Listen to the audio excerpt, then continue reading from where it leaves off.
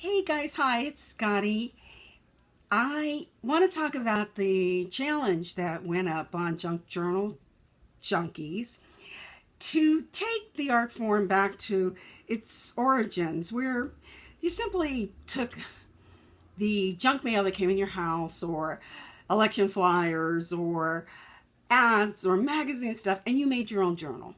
Now, I became fascinated with this probably 5 years ago, somewhere around 2010 is when this whole journey started for me with journals. And I want to do a shout out to Shannon Green because Shannon was the first person I saw take those security envelopes. And so Shannon, I'm blaming you for the boxes of security envelopes I've had since that moment. So on you, girl. Okay, doing Riley Curry. You can see my junky journal making part of my living room because I don't have a craft room right now. It's a long story. Anyhow, I took the challenge, number one, because we weren't doing a swap, so I didn't have to commit to trying to get it done because I knew I couldn't. I may have mentioned I'm having some health issues. Main thing is I can't move my left arm very much. I'm in a great deal of pain with it. Long story. It'll get fixed. I know that. So, but I decided to do it since, that's what the reason I started this. And I've collected. I'm a hoarder. Admit it. Card carrying.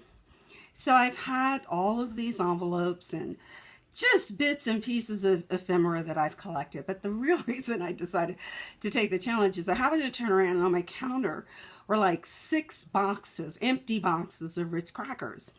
Well, I've been on this craving of Ritz crackers for about the last 3 or 4 weeks, prompted by the fact that I'm in a great deal of pain. And we revert to the things that gave us comfort.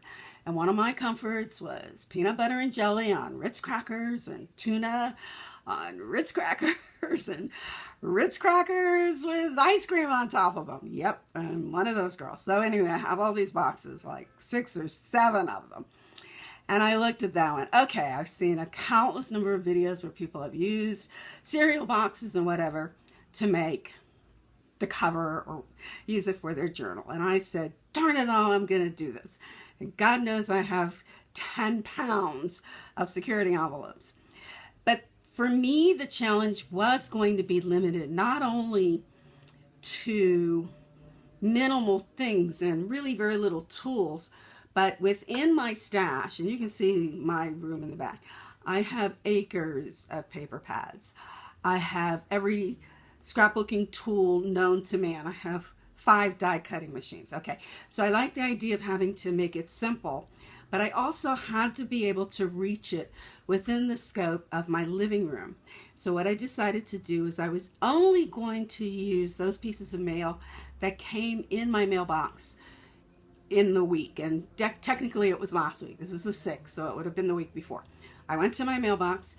Everything that was in there that was usable, I took out. I didn't use any other mail except for what was in that mailbox. And as to other papers, well, I have pads of graph papers and composition books. I buy composition books when they go on sale at back to school because I get a teacher's discount and I usually get them for like 10 cents. The ubiquitous composition pages.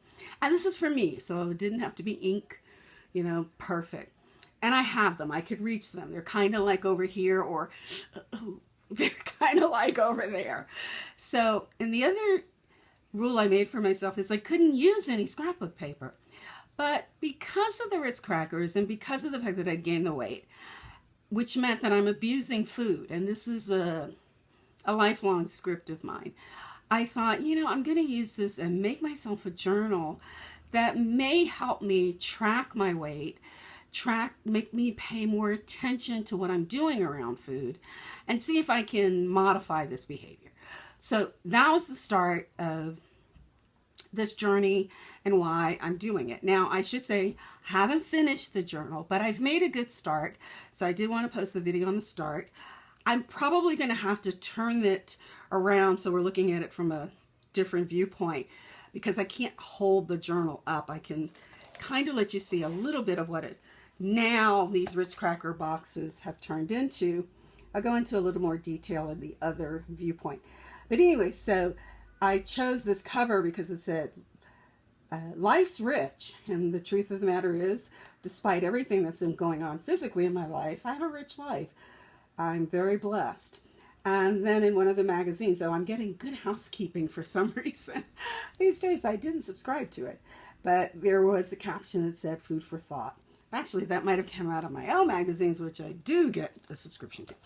So I'm going to turn it around and kind of take a look at what I've done.